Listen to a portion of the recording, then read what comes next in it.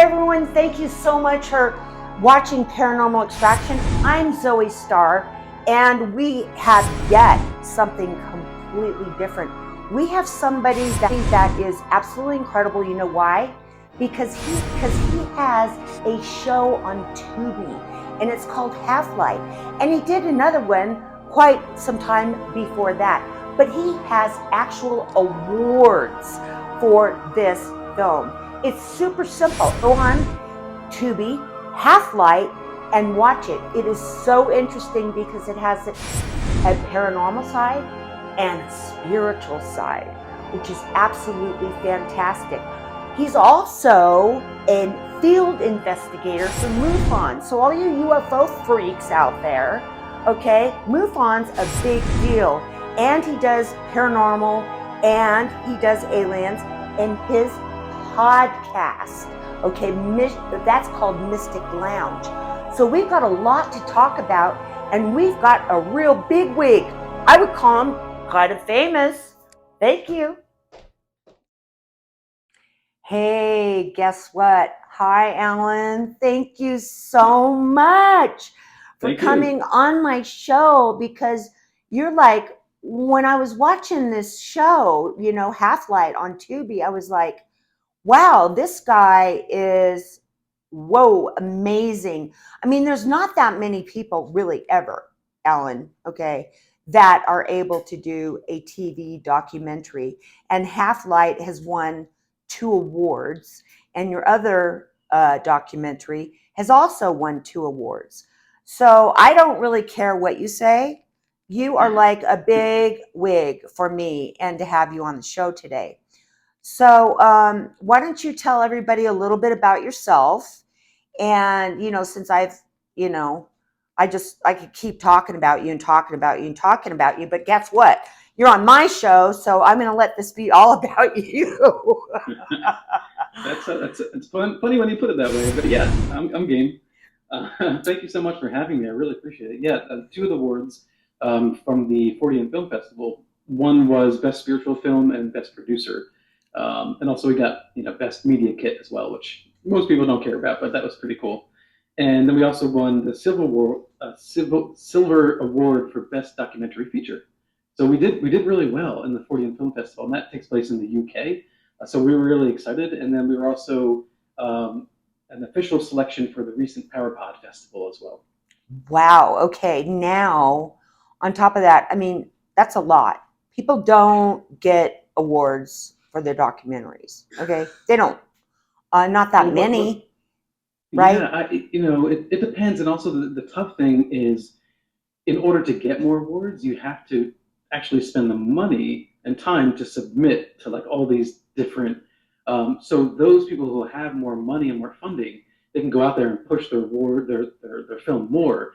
Those of us who don't have that much, you know, we just have to be very selective about which, you know, festivals we submit the film to. So, you know, because the film, even though it's paranormal in nature, it is very much like a spiritual, a self-help, self-discovery kind of a film as well. So it's both of these 2 sides of the same coin, the paranormal and spirituality.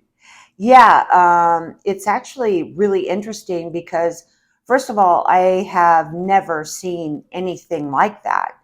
And being into the paranormal and doing paranormal for TV and radio, when I watched this, I was like, this is a completely different spin on anything, okay, that's out there. Completely different. Now, in this documentary that you just did, what I found was fascinating was you had these paranormal people that have had experiences, okay, and possibly, maybe I'm wrong, traumatized, right? Yeah, that's a fair assessment. And most were, if not, you know, just kind of shocked. Some were literally traumatized, or sometimes the physical world caused a traumatization, which uh, instigated the alternate reality or parallel consciousness experience. So it's not always like, for instance, a near-death experience. It's the effect of that isn't the trauma. The trauma was a very real human and physical experience.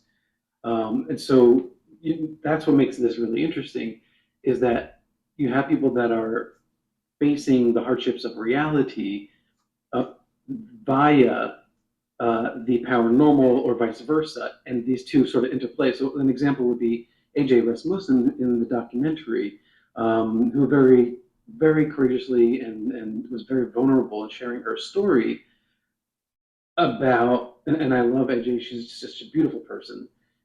She had a boyfriend that had abused her, and that led to a near-death experience. Oh my So, God. and I won't get into the details, obviously, of that. There's no need for that. But obviously, it was a horrific experience for her. On the other side of that, she saw another reality that was new to her. And it's not something that simply just gave her a comfort, because oftentimes we say, spiritual beliefs or religion is just a crutch or a comfort, right? She had a very lucid, very real experience, more than a dream, more than even reality itself, it seems. And she said it was the most beautiful, heartwarming experience, like it was welcoming her home. And this Sure. is what we hear. People see the light and that sort of thing. She didn't have people coming in and visiting her, but it was like she entered this realm, and what she understood from this reality was that it's all about love. It's all Wow. about caring about Uh-huh. other people and healing. And so, after this horrific experience, she had to go through the very real psychological Oh my uh, God. process of healing, Oh right, and yeah. recovery. And that's something that when you have an experience like that, it never truly goes away. There's Right. always that piece of that trauma that's with you. But because of it, she started becoming very deeply spiritual herself. And by spiritual, I say that very broadly speaking.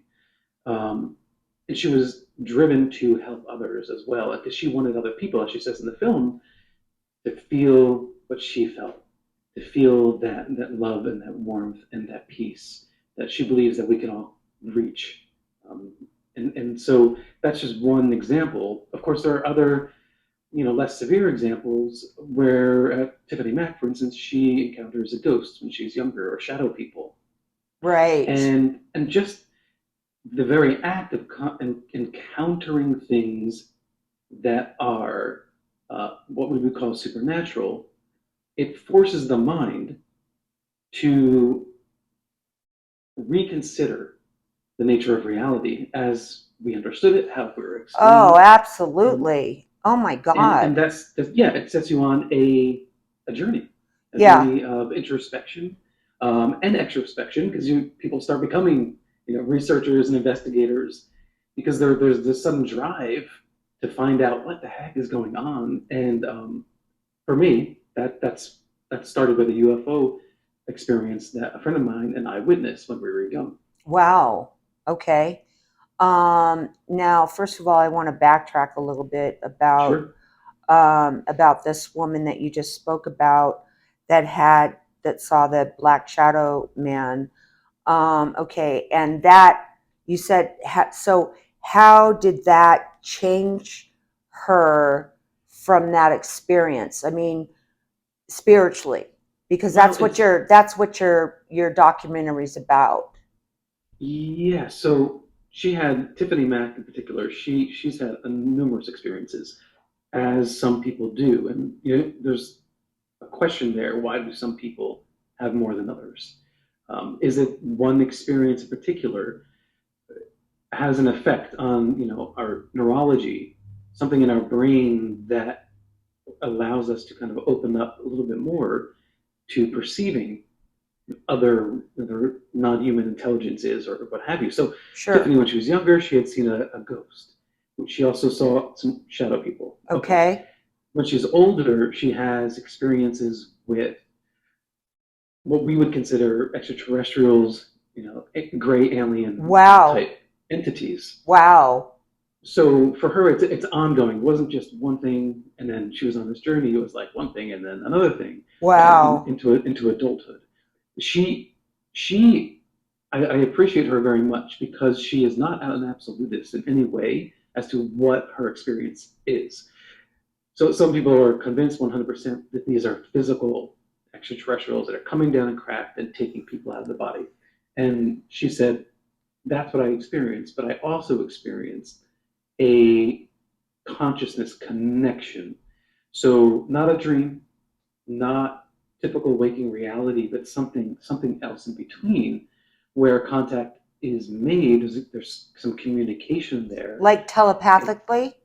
like telepathically, but more, right? Not just what we imagine as a thought, Right. but she sees them, she can feel them, they're there, but yet she still feels like she's in her home. She's not on a ship, taken Wow. away somewhere. Okay.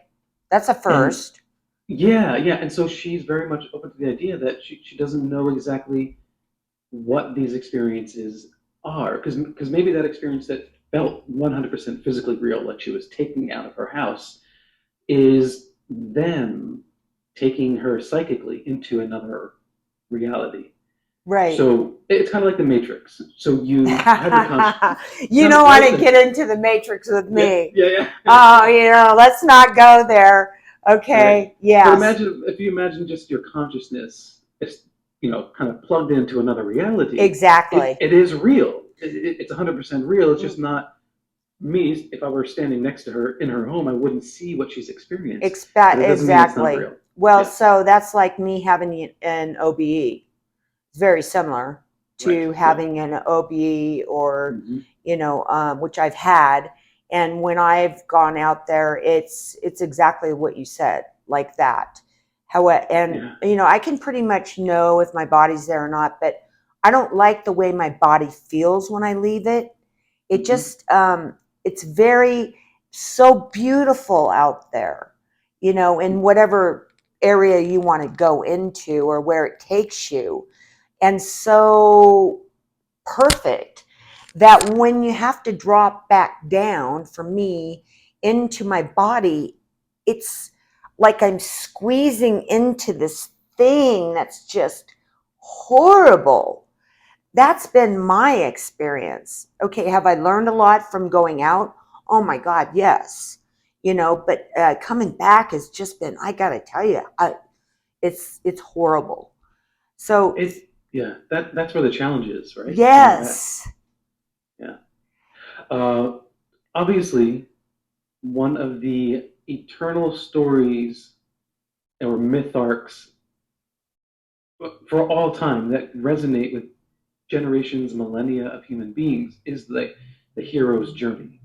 And like the very, the basic matrix of that is a person has to go out into the world, out of the whether it's the tribe or the society or whatever it is that they're safe and comfortable in. They have to go outside of that world, Oh yeah. explore, encounter dangerous situations, Yes. go into like what they would call the dark night of the soul, Oh right? my God, yes. And the symbolism of going into a cave, going into the belly of the whale, Yeah. Inanna, and going in the underworld, to kind of reclaim it. That story doesn't end very well for her, I, but I've gone to other planets. yeah. So that's, given me, when I come back into reality, a whole Mm-hmm. different view on, let's just say, Bigfoot, okay? Yeah. Or the tree people, or other, alien, so when I visit out there, it's a multitude of planets with Mm-hmm. living beings on these planets that teach me. So it's kind of changed my whole perspective on when I'm speaking to people about what they're talking about.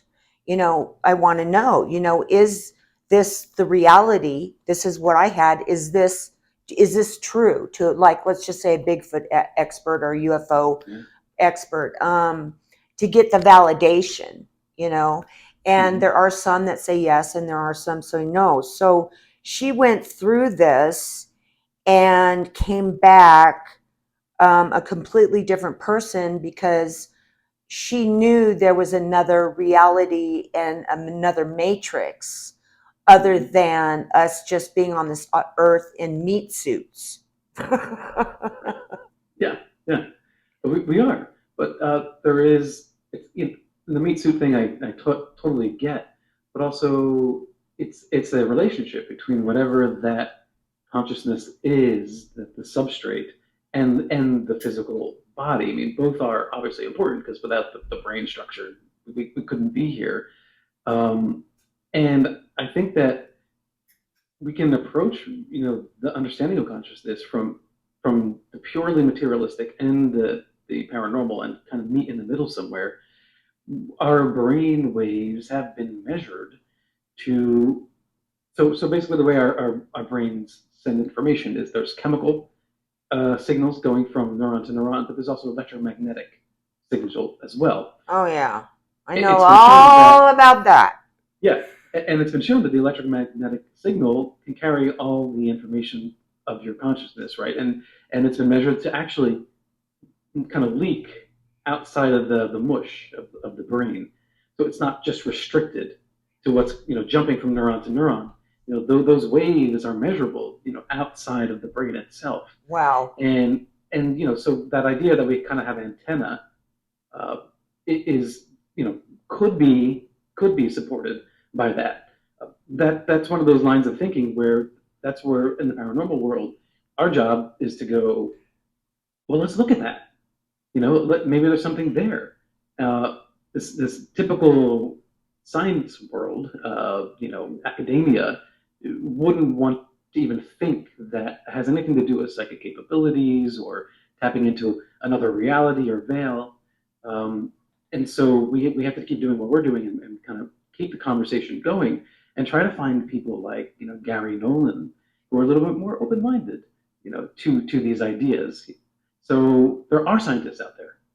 Like look at Avi Loeb, for instance, with the UAP and UFO investigations. I mean, he's a Harvard professor, and he's leading a Harvard-sanctioned group of scientists to figure out ways of detecting essentially UFOs and seeing if he can prove their existence. Yeah, that's fantastic. Yeah, it's really exciting. So anyway, I'm kind of rambling a little bit there, but the point is, everything that we talk about in the documentary Half Life, I feel there is a scientific path, to understanding whatever that is. Okay, a scientific path and a spiritual path. Exactly. Yeah, and Yeah. and I think that the two will intersect more often as we move forward. Obviously, we've seen evidence for that, Through consciousness studies. Sure. Near-death studies have shown that there are people who have died in hospitals, and they can recognize certain conversations or objects in a room. Now you have the data, but most scientists ignore it. Well, but there are a few intrepid souls that are looking into it. So, but yes. we're moving forward. Yes. Yes. I do know about these different things, however, not as in depth as you. But I just want to talk about the paranormal a little bit, because most paranormal people don't like me, okay? And I'll tell you why. Because I take it in a spiritual realm. I'm not out there looking for evidence. That is not what I am about whatsoever. It's a spiritual thing that I have to bring in to help the person understand what is going on and help them get rid of it. Okay? No equipment, okay, is used except for a camera, or a compass, or we use old-fashioned things like possibly a dowsing rod or something like that. And I did have a shaman who passed away that worked with me. Not a shaman who gets the certificate for $2,000, one right off the res.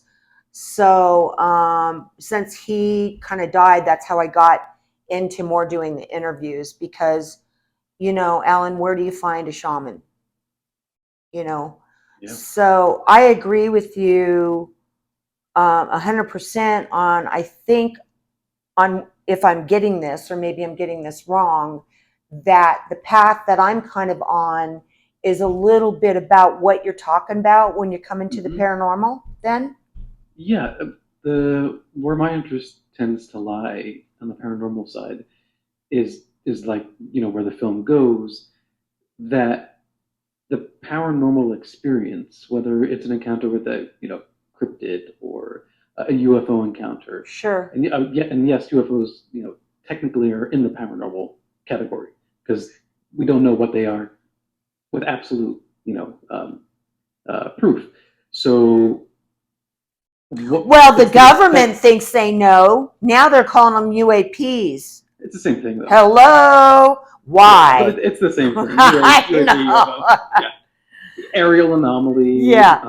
Whatever, flying saucer, whatever. It's all the same. USOs, whatever, right? Yeah. But I understand, why they chose a different verbiage so that they can kind of be like, hey, we're not part of the UFO crazies, right? But it's all the same thing. Right. So, my interest is that the effect that these experiences have on people, and that's important. And it's these reports that we hear are like little myths living out in real time in our life.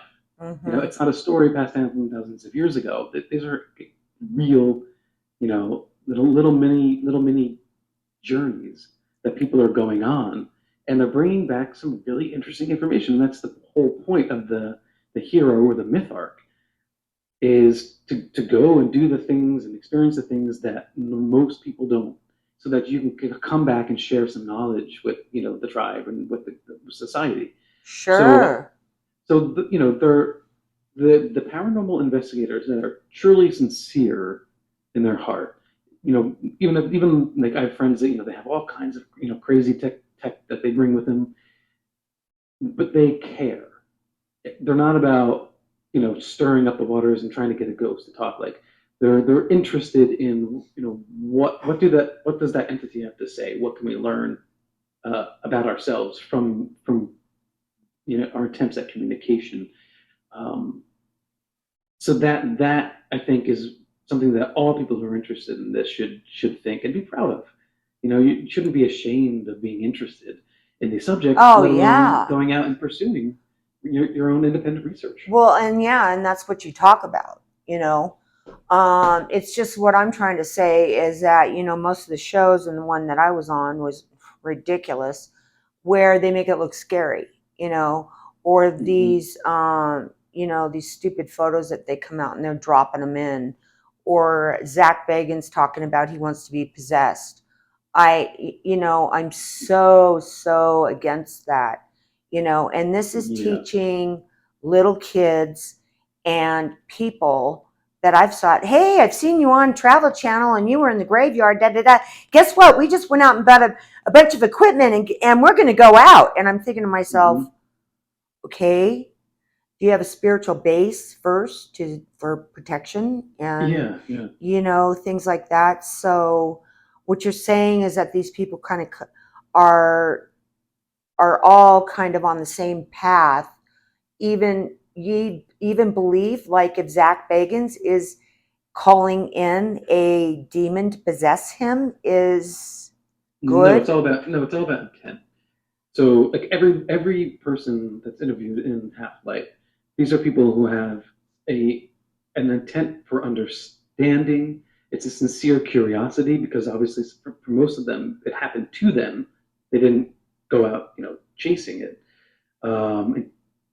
So like anything else in life, like, it's awesome. Like if you want to take your phone or whatever piece of equipment, if you want to go out there and see if you can communicate, I think you don't have to be necessarily religious or quote unquote spiritual, but healthy a spiritual mindset, going out there with with good intentions and being respectful to whatever it is. It's like being an anthropologist, right?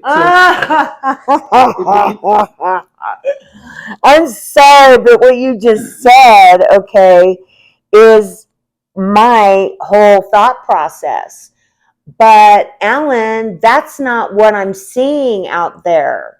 Well, that's what gets clicks, right? Like, and I use that verb loosely. Like that's what gets television shows and I like know and all that stuff. it's And all adding the about. music in the background, I and know, yeah, yeah. Okay, and so let's just disregard that because that's not real and that's not true. We're talking right, and that's about but we're talking about your show and your documentary, and not that, and how you feel about these people that have these experiences and then they bring this into their real life. Okay, right, right. am I correct on Well, that? yeah, yeah, exactly. And the similarity is like anthropologists, right? We used to be criticized the colonial anthropologists, so they would go into a tribe and kind of disrupt it, and archaeologists and that sort of thing. And so for us, it's the same thing. Like, I'm not an anthropologist, but I have an anthropological interest in this subject. And so when the documentary is there to look at it and say, okay, what's going on here? And what I found was that the majority of experiencers come out of this with a desire to be a better person, Mhm. to express more compassion and love, which is not unlike a religion. But the difference is there's no dogma here, unless someone wants to invent their own dogma. That's different. We've seen that, but there are no real rules and regulations as to how you can interpret something, what you want to believe. And so when you look at all these experiences parallel, these are all people who want to make the world a little bit of a better place, and they're really Right. fascinating people to talk to. Ray Hobbs, who is the program director at the Onyx Network, he he speaks about a very odd experience where he was on his front porch, he's smoking a cigarette, and he just sees two kind of three light-like figures, two adults and a child. It's at nighttime, and they weren't. He couldn't really see them until they started passing through the street lamplight, Hmm. and then he could see a kind of light glow Oh, form sure. around them. Yeah. So they weren't just people that were being lit up, by a light. He wasn't on drugs or anything. He wasn't drunk or anything like that. Yeah. Right. And he's just staring at this dumbfounded, and then they kind of walk away and fade away. And I don't how does one reconcile that with our basic understanding of nature? And so and then the other what's really interesting thing about that too is, and I think people just think, oh, that's cool, but what he saw was it appeared to be kind of like a loving little family pod, like a mom and a dad and, Hmm. and a child just walking down the street. And I do wonder, you know, why is that what he saw? Why wasn't it a singular being or a body? Sure. Why a cluster of seemingly conscious or sentient entities of some sort, ghosts, whatever you want to call them? And I have to wonder, and I'd like to explore this more. What is there a symbolism? There's a message that either he specifically was supposed to receive, and I'm just all this is based on his report, Sure. so we can put this in the alleged category, but I believe race. I believe that he saw what he saw, Hmm. or is he supposed to take that kind of that visual, that message, and bring it to the masses? Hmm. Now, he, as he shares in his story, tragically lost a sister when he was younger, and it was really devastating on Hmm. him and the whole family unit. And then, and to have a visual like that of some strange ghostly entity that symbolizes a loving kind of family, I think there's something to be read in there. I didn't explore that in the documentary itself because it actually didn't even occur to me till later. But that's part of the fun of this exploration process, right? So this is the first documentary here, and I hope someday to be able to follow up with it and do more research regarding this. The paranormal researcher, I think, when they're looking at these topics, when they're talking, like you interviewing people, I think that we should think, what are we missing? I hear what I'm hearing literally, but Hmm. is there something else there? Now, maybe a Sure. Fortean psychologist would say, or a Jungian would even say, uh, maybe his mind manifested those beings, over there. And I think Right. No, that's no, fair to no. consider, but Yeah. um, No, no, no. but that would mean you're saying that he had this hallucination. Well, Um, yeah, okay.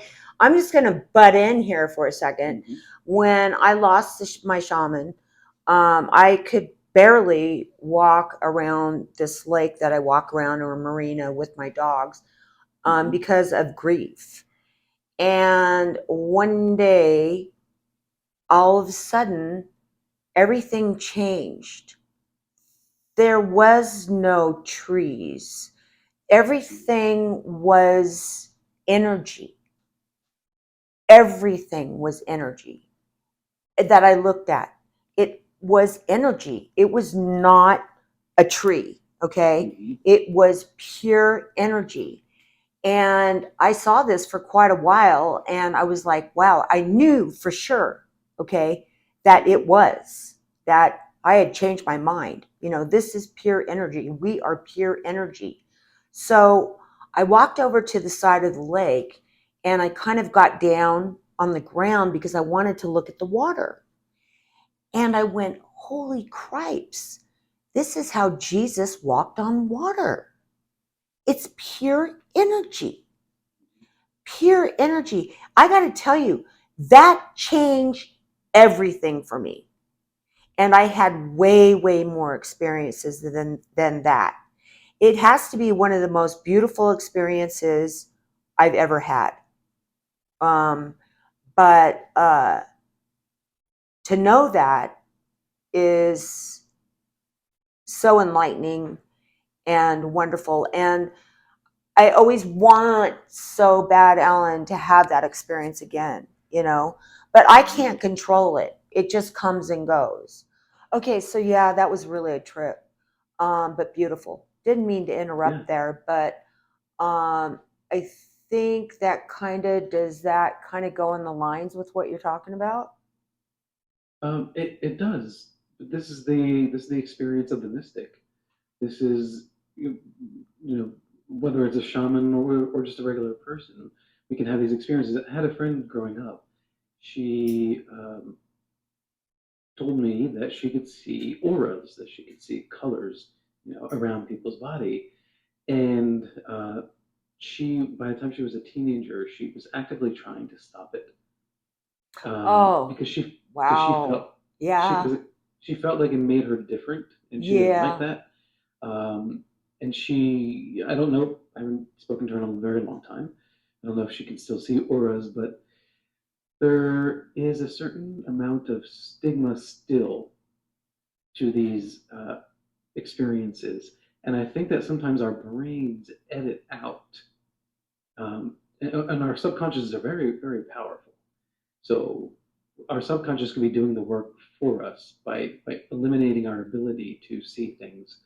Um, for her, it was because psychologically it made her feel unstable. She felt like she was gonna freak, and she didn't like that.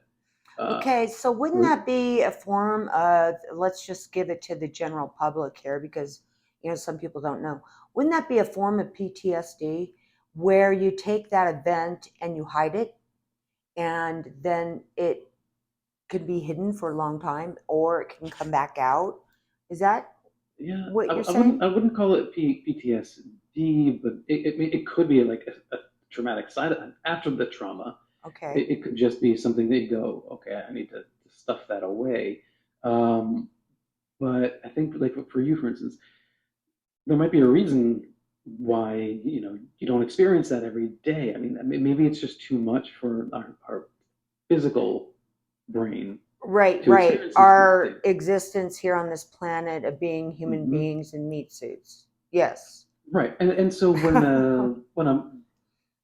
someone who, whether they are a Buddhist or um, the transcendental practicer, and they meditate, they can have some of these like kind of visualizations and experiences because they're in a safe space.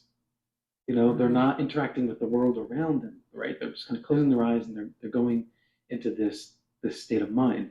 And so because it's a safer space for that to happen, it's kind of like when when a cat is eating their food, right? Like they look around just to make sure because they're vulnerable in that state. Right. They have to make sure that nothing's around when they're Yes. eating. So I think it's the same thing for us. If we were to have those kind of mystical experiences in our day-to-day life, we would become not only vulnerable, but potentially dangerous. You know, if you're driving a car and all of a Yeah. sudden, No, no, no. you know, An event um, happened to me like that. Okay. And I'm not going to get into it because it's really weird. Okay. mhm. But I went outside and I said, whatever is going on right now, please never do this while I'm driving. Mhm. Because I could get into a car crash. I said, Yeah, please yeah. never, never, never. And it's never happened again. Mhm. I couldn't have, Ellen, I wouldn't have been able, I would have gotten a wreck or I could have killed somebody or if that all of a sudden that download came Yeah, into yeah. me. So, yeah, as far as the safety that you're talking about, I think that that's really important. I think people use psychology or psychologists or psychiatry because Mhm. they don't understand it now to deal with this. Is that something that plays along with what you're thinking? Well, Because I think so. who I are they think going to feel safe with? Is what I'm saying. Like the cat, you right, know. and there are more and more people who are trying to create support groups for experiencers. Uh, but we have to be also be careful.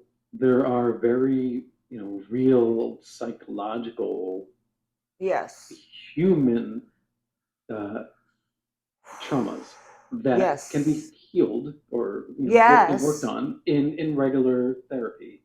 And so we shouldn't just say throw that out and just believe in a higher power and boom, you're all is well. I mean, I have a background in recovery, addiction recovery, and So did I. okay, But so most of us that are because of those things. yeah, I mean, I don't think mine correlates to my UFO sighting when I was a kid, um, but there are a number of other reasons that I can think of. Um, one trauma when I was younger, and that was a very human interaction. I think that had a major deep cut on my Hmm. on my psyche that affected me years later. But this idea that okay, for recovery, only having a higher power, that's the only way that you can recover. I know. I think I think there's different ways to look at it. So like Exactly. when I came into it, I tried multiple times and failed, and obviously Yeah. finally came to it. And what I did was I conceptually believed in a higher power because I was so beaten down that I needed something. And so Sure. and so it is a comfort, it is helpful, and it can make you feel stronger and kind of fill you up. That's true. Yes. But for me, it's more abstract. It's very conceptual. I believe in the universe with a capital U. Right. I don't. I prefer not to use the word God, although I'm fine with it if people want to use that word. Sure. Um, but it's the spiritual practice for me. It's the practice of getting up in Yes. the morning and expressing gratitude Sure. for life. But on top of that, the there is an unknown out there. There are lots of unknowns, and so those mysteries really are a huge part of my spiritual life. That's why I love these podcasts like yours and doing the podcasts like mine, having these conversations because we are a tribal kind of people need to have conversations with people that kind of They, help uplift our yeah. our spiritual desires and spiritual again. I use that very broadly. Uh, I'm very very grateful to something like Coast to Coast AM. Years ago, when I was really, just in and out of like depression and up and down, Yeah. and just really struggling, having those kind of conversations about the unknown, like even some of the guests that maybe their stories really weren't so believable, but there are a lot of people out there that are believable people that have Oh very yeah. unbelievable experiences, Oh yeah. and listening to these experiences, like I still do today, it just makes me It broadens your look and it does towards, the opposite. yeah. Yeah, it does the opposite of some when we get really down and out, we're often kind of giving up because we're just like, I'm Sure. stuck. I can't get out of this rut. What's the Boy, I point of know this? that one all too Right. Yeah. well. So, but usually it's the question of why am I here? Why am I living? What's the point? Exactly. And that is often a detriment to one's psyche. But for Yes. me, because of the paranormal um, and the supernatural and ufology, because all of those things are saying, here's some really weird experiences. Here's a really weird experience, and we don't know what they are. It was the not knowing that actually was a part of my that sort of saving grace because I didn't know the answer. It was like, Right. how can I give up? Because that means I'm presuming to know uh, enough that that this is pointless. How can I know that it's pointless? How can I know that even if I'm an atheist? Right. How can I really know for a fact 100% that living in this world and suffering as I did or others do is pointless? So the mysteries of the paranormal were so fascinating and challenging of conventional science and saying there's so many doors that we can try opening. Let's give it a go. That to me is super super exciting. Yeah, Um, yeah, that is. and And that's on your podcast, Mystic Lounge. Is that mhm. okay? And so you're talking about all these different things through Mystic Lounge. Now, where do they find this podcast on Mystic Lounge that you're kind of, it sounds like you're kind of going into that mode Yeah. of, Thank you for sharing that. okay, because Um, you're going into that mode right now. So where mhm. can people get this information that's so important, and especially to you and your beliefs? And then I know Mystic Lounge is very well known, but where can they find you? So the Mystic Lounge YouTube channel is youtube.com/Mystic Lounge. And then, of course, the podcast version is on any major podcast platforms. It's available. So if you just go to iTunes or wherever, Spotify, just type in Mystic Lounge, it'll populate and you'll see it there. Okay. Um, but yeah, I used to have a podcast called Paranormal Now. I changed the name to Mystic Lounge because just my own personal interests were a little bit more metaphysical oriented. And so Right. I didn't want to be too much of a misnomer because people hear paranormal, they think ghost hunting shows and that sort of thing. Yeah, yeah, Uh, yeah. yeah. Yeah, So isn't it Mystic Lounge Coffee and something, or where? well, yeah, on the YouTube channel, I have another podcast called Coffee and UFOs, There which you is go. You didn't yeah, mention that. yeah, Okay, yeah. So that's the one I went to. okay, yeah. So And that I was one like, is coffee. Oh, okay. cheers. Yay. Okay. Yeah, this is another part of my spiritual trifecta. Yes, exactly. My Okay, spiritual coffee. Yeah, foundation. Yeah, exactly. So that one is called what? that's Coffee and UFOs, which I started because the UFO enigma and that field of research is of a particular interest to me, and I wanted to have a place where that's the sole and only topic that we really talk about.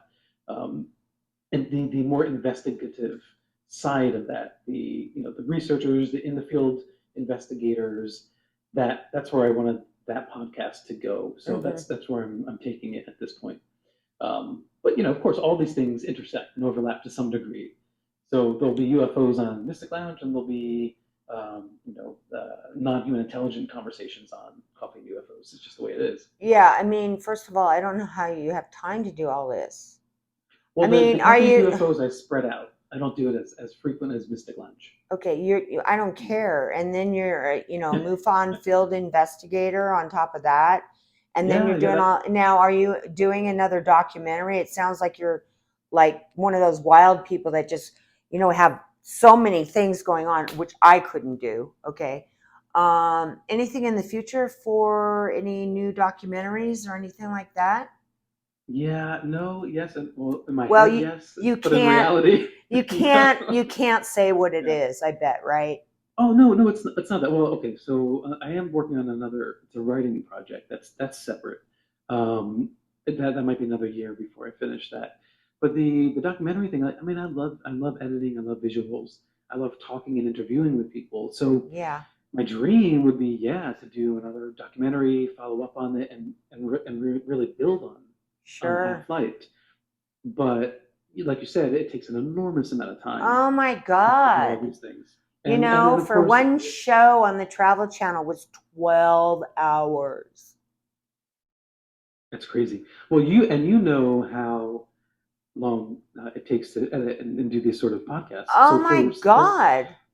yeah, for Half Light, it was like 15 plus hours of interviews, and then you have to like Yeah, work through all of that and try to find the narrative that's organic that comes out of all of it. So it's a right. process. Yeah. Oh yeah, it's a big process. It sounds like for both of us because, people don't understand. Like when I tell them, look, you aren't just coming on as a person and I'm going to have these canned things and I Mhm. have to do the pre-interviews first of all to make sure you're not some crazy, you know, freak or something like that. But wow, yeah, I know how long it takes and. Even for my show, I'm like, hey, this takes a while. I mean, for us to set up in the morning is 4 hours, Yeah. and then you got to do the ads and the editing and all that. So I figured out Mhm. 13 hours for one guest. It's amazing. It's interesting that you did the calculation. I have yet to do it because I kind of don't Oh, I know. did it. Um, yeah, and that's the thing is, most of us have, that are interested in this. We have other jobs or other, lives, and so our passion for ufology or paranormal, metaphysics, spirituality, whatever it is, it's like another full-time job on top of your regular Yeah, life. and what I've noticed is that it gets really tiring for me Mm, to do what I do and then my spiritual work on a daily basis, which is very important to me. Okay. mhm. And sometimes it's like, wow, I'm in burnout and I have Yeah, to just take a day where I'm a human being, you know? That's that's my experience with it. I can't be writing books and have all these right. podcasts like you and thinking documentaries and you Hmm. know what I loved about it too is being on Tubi is that it's free. I've Right. had people Hmm. on saying, okay, yeah, I'm on so and so, but they neglected to tell Hmm. me you have to pay for it, Right. and I Yeah. really didn't like that. You know, Yeah. So I know that experience because our first documentary, Born Equal, which we did a long time ago, is on Amazon Prime. But if you don't have Amazon, then you have to rent it. But we made it like a 99 cent rental, so it's not oh crazy right, expensive. sure, sure, But I would like to get it on Tubi at some point because then it's just free. It's just easy, and that's why Half Light's on there. There's also a slightly earlier cut of Half Light on the Mystic Lounge YouTube channel as oh well. good, good, Yeah, yeah. So that I had a premiere, just invite the friends in the community to come and watch it there, right. uninterrupted because Tubi does have ad rolls that are Yeah, included it's there, not so bad. All you have to but do they is don't press overdo it. fast forward. Wait, no, you can on Yeah. Tubi. They won't let you fast forward. Yes, but you know what though? They don't kill you with ads No, they do quite like as much. one. Yeah, yeah. Yeah, yeah. Mhm. Well, this has all been so fascinating to me. I'm so glad that you came on. I think people are going to get a really good idea, and it's going to change their outlook to be able to have somewhere and someone to go to that's going to understand. Yeah, Okay. it's important. That most people right now don't. Okay. So this is really, really needed.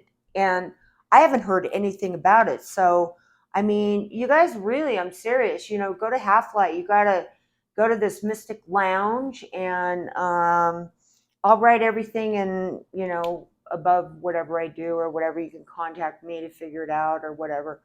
But you know, this is a whole different approach. This is like future. This is like going to Mars, you know. It It's is different, and I hope people appreciate that, because that's kind of, you see typical documentaries out there, some of which are very good, but it's very much like, this is what happened, and then they show you the visuals and the story, and sure. it's exciting, it's fun, it's enlightening, it's scary, whatever it is, but it's more about storytelling, which is great. But I wanted to find out what was happening more behind the story, so that's kind of the direction, I hope to continue going in. But Well, new. if It's new. yeah, no, thank you. I appreciate that. But I was curious before we go, because I know we're running out of time.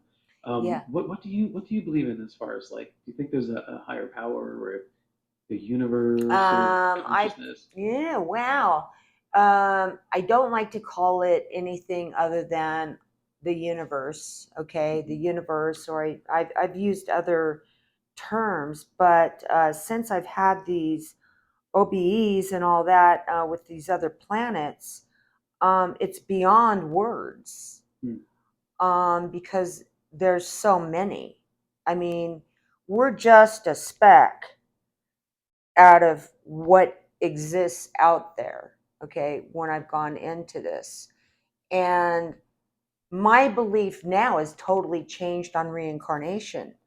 They about reincarnation, and we reincarnate on this earth. Hmm. And, you know, that's what everything I've read about it, okay? And I was Marilyn Monroe. um, what I learned Look at that. now is when I've gone out there is that we have a choice Hmm. to go to whatever planet we want to. It's our choice. However, there's a huge waiting line for Earth. Interesting. Okay. Yeah, a huge waiting line of people that want to come to Earth. They want to taste, um, feel, um, you know, uh, touch things. So because when you're out there and when you're on most of the things that I've been on, Hmm. you you can't really do that. You're not doing that. You're doing something completely different. And so there's this big waiting line, and every time I'm up there, I'm like, why? No, I want to go home. You know, I want to have that choice because I don't like getting back into the meat suit. It is so dense. And I know that old age and everything, you know, it all comes from that density, you know, now where before I didn't really know that, you know, it's Hmm. so heavy. And so I've changed my whole opinion on that. I think would be the best way that I could describe it, Okay. along with many other things, you know, cryptids and being on their planet, Yeah. and, you know, what they come through, how they come through, Hmm. other things. It's my own opinion. I don't force it on anybody, you know, if I have Bigfoot people on, but I do ask them, I do tell them about what I experienced. And, you know, I don't know, but yeah, every time I go through one, it changes me completely. Yeah. So I don't know if I answered your question. Well, no, it gives a pretty good idea, Yeah. of a system that seems to be operating outside of our awareness. Oh, well, we have no awareness here unless we develop it. Or if you take psilocybin mushrooms, sure. Oh, no, there's also ketamine, and there's, I've had people say Yeah. they take, I don't know what else this one is. It's like 15-minute high or something. They come It's out a of DMT. Yeah. DMT. I Hmm. have had a bunch of friends. One of them took it, it changed her whole entire life. Completely into a spiritual realm. No more depression, no more anxiety, no more seeing Hmm. psychiatrists. So, and you can microdose. Okay, so when we talk about Yes. Yep. mushrooms, people think that we're talking about, oh, okay, now they're going to go on some weird trip and now they're druggies. Hmm. No. You go to Stanford, you go to Mayo, you go to any of those Hmm. huge, gigantic hospitals with scientists. It is proven, okay? And it's microdosing. It's Right. not taking a bunch or ketamine Right. to get the high. That's Yes. not what it's about at all. Yeah. So, yeah, I mean, I could get into the whole thing about that, Hmm. but I'm not, I just want people to know, you guys, that, when we're talking about mushrooms or whatever, you're like, oh, now I know why they're so weird. No. Go to Stanford, go to Mayo. You can check it all out. It's all Hmm. online, okay? It's scientifically proven. Correct? Right. Right. Correct. And I know from experience that if you take too much, it could turn out very scary. So don't do that. You have Um, to know exactly what you're doing, and you have to have the correct right. amount of Hmm. microdose to not go there. A lot of people, I even had a friend, this is really funny before we get off, who was doing the capsules and all that and filling them all. Hmm. And he's just like, well, I was going to say fuck it. So I'm just going to say fuck it. Fuck it. He said, fuck it. I'm going to take all of these at once. I can't stand doing this anymore. Yeah. Oh my God, he did. And not good. Yeah. Yeah. So don't try that, you guys. Okay, please. Yeah. And Um, also, it's always healthy to have someone who is not doing it with you yes, you as have as a to. safeguard. Yeah. Yes, you do. I have been in some clinics where they actually, they take your blood pressure, they do all of this stuff. You're Hmm. on camera. There's people in there that that assist you. Hmm. There Yeah. are therapists that specialize in it that will talk you through what your experience is. Okay, so it's a whole new scientific thing where it can really change the chemistry and the chemicals and the neural pathways in the brain to be more open to the spirituality of the recognition of what your PTSD event was or why your mind was so closed off. Yeah. Yeah. Well, at least when you're taking a psychedelic drug, you know that it is having a physiological effect, which is allowing you to Exactly. experience something. But when, like I said, Ray Hobbs earlier, saw these three, human-shaped figures walking through a light, the science just doesn't, as far as I understand it, the science doesn't support that a person would have just one random hallucination Yeah. in their entire life, and then that's it. Uh, uh, Just one. and I Like there's really, yeah. really can't stand it when they call it hallucinations. Hmm. All of this stuff we're talking about today, Yeah. okay, Alan, they say, oh, a hallucination. I'm like, no, that is not the right term to use. Yeah. And I haven't figured out, I just always tell them it's a spiritual thing. There is no ego. Hmm. It's a spiritual thing that you go through.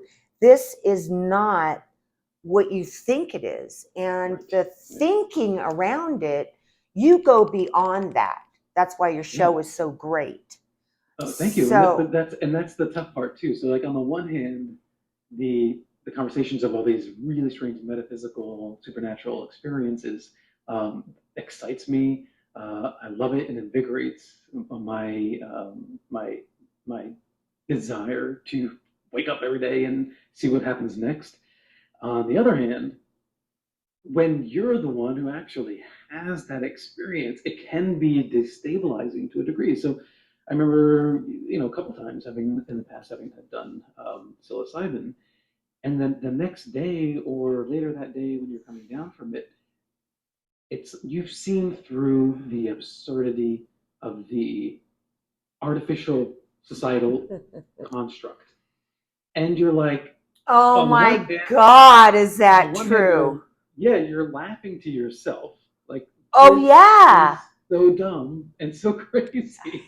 And on the other Yes. hand, you're like, how do I now plug back into the matrix and go through, the rote everyday life things. Yeah, it's not easy. It's not easy, but if you actually make the effort, it's about finding moments of magic, and having a sense of gratitude for like the littlest things. Then then it makes it easier to kind of rehabilitate, Right. into the Well, normal world. when I went out there and I didn't want to come back, I just kept saying, I don't want to come back. I don't want to come back. Okay. So I didn't. And I went through this for about a week and a half and I said, no, I can't live out here all that time. I have to go back. This cannot be my reality. I have to go back down. So I push myself back down now, or it just does it naturally, whatever. So, okay, I think we got a lot of great content. And I think that people are going to really enjoy this because it's totally different. And why don't you just, okay, so they can find it Tubi Half Light. Your other show on Amazon is called Amazon Prime. It's called Born Equal. It's a documentary for LGBTQ marriage rights. Okay, so but it's very very spiritually oriented. Okay, and then you have your podcasts, and go through those again because there's one on YouTube, the one I like, Coffee whatever, and then the other one, and then your other one. What? Just tell me what those are. Yep. So I would love for people to check out the Half-Life documentary. It was a passion project. You just put blood, sweat, and tears into these things. Oh yeah. And I think that there's a beautiful message there, and so I hope people will appreciate it and share it. My podcasts are Mystic Lounge and Coffee and UFOs. You can find them on any platform, or go to Mystic Lounge on YouTube, youtube.com/Mystic Lounge, or you can go to my website, which is mysticlounge.net, and everything's there. Okay, all right. You have a job too? I do have a job. You're crazy. Yeah. All right, you're crazy. Yeah, but it's when you love something, and you're right. Like there's days where it's like, oh my God, why am I doing this? But it's I love it. Well, it's like Preston Dennett. He's one of the biggies in UFOs. He comes on my show every month, and I'm friends with him and Dolly. They're wonderful people. But I think he's going into now his like 50th book. I'm like, what? I mean, every month he's writing a book, and I'm like, whoa. Where do you get the energy to do this stuff? Because I got to tell you, I couldn't. But I do the best I can do on here. Trying to get the word out, and trying to not go down some crazy road with some crazy person that comes on. So I really appreciate you coming on and giving this whole new concept out there. And I pray that people are going to really take this seriously and at least just watch the YouTube. I mean, not the YouTube, the Tubi Half Light. So I want to say thank you, unless there's anything else that you want to say. No, that's it. I'm just thankful that you invited me, and we had this conversation, because these conversations are kind of blood life of my existence at this point. Yeah, what's really funny is that you kind of have this yogi voice. Yogi voice, wow. Yeah, okay. Kind of like one of the masters or something. Well, that's just because I'm relaxed, and I'm here having these conversations. Yeah, but you're more different than anyone I've ever talked to. You're more, the way a yogi talks, very calm, very soothing, very the perfect level of volume that you don't get anywhere else. So I really think, Alan, this has changed you to a point of being the way you're being right now, which is also incredible. So it's just my spin on it, because I've interviewed a lot of people, and you do. I mean, that's the way you come across. Is also very peaceful. Thank you. Yeah, and I'm also very lucky that I'm in love with my wife, and her wisdom and experience helps me to be a better person too. And so I just don't want to give the impression that I'm you know solo. A lot of how I am where I am today is because of her. So I just want to put that out there. Oh, that's wonderful. Okay, well, we had Alan on today. I hope everyone enjoyed this very unusual discussion that we had today, completely different and off the Richter scale. So I'm just going to say thank you, Alan, and thank Thank you you. for watching. Talk to you later.